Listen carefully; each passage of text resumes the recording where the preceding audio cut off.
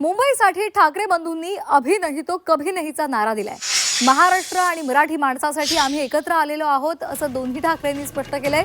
सोबत मराठी माणसाला सुद्धा एक होण्याचं आवाहन त्यांनी केलंय।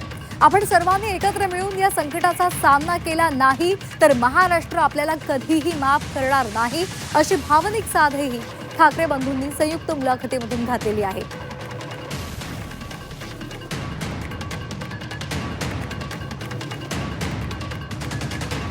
मला असं वाटतं काही गोष्टी का घडतात, कशा घडल्या, काय झालं, मला असं वाटतं या गोष्टी आता सोडून दिल्या पाहिजेत।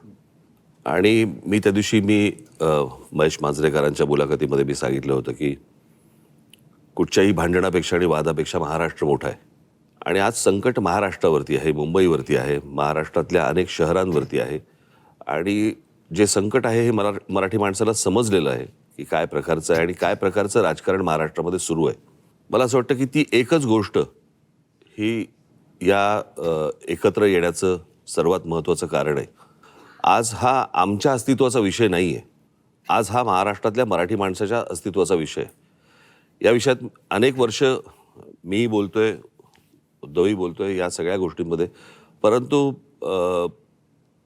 आज अशा एका वळणावरती ही निवडणूक आणि महाराष्ट्र येऊन उभा आहे की ज्याला आपण अभी नहीं तो कभी नहीं हे जे आपण नेहमी म्हणतो, तर ही परिस्थिती आज मुंबईवरती येऊन ठेपलेली आहे, ठाण्यावरती येऊन ठेपलेली आहे।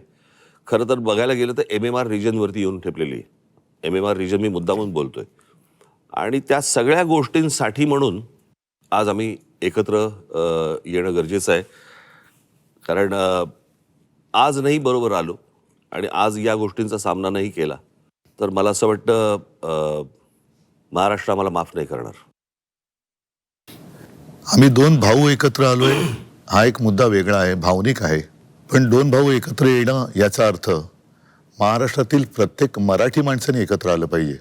कारण महाराष्ट्र वाचवायचा असेल तर ठीक आहे, पक्ष, राजकीय मतं हे असतील, पण आपण मराठी आहोत, महाराष्ट्र आपला आहे आणि आपण जर एकमेकांमध्ये वेगळ्या चुली मांडल्या तर महाराष्ट्र तोडणारे त्यांची पोळी भाजून जातील।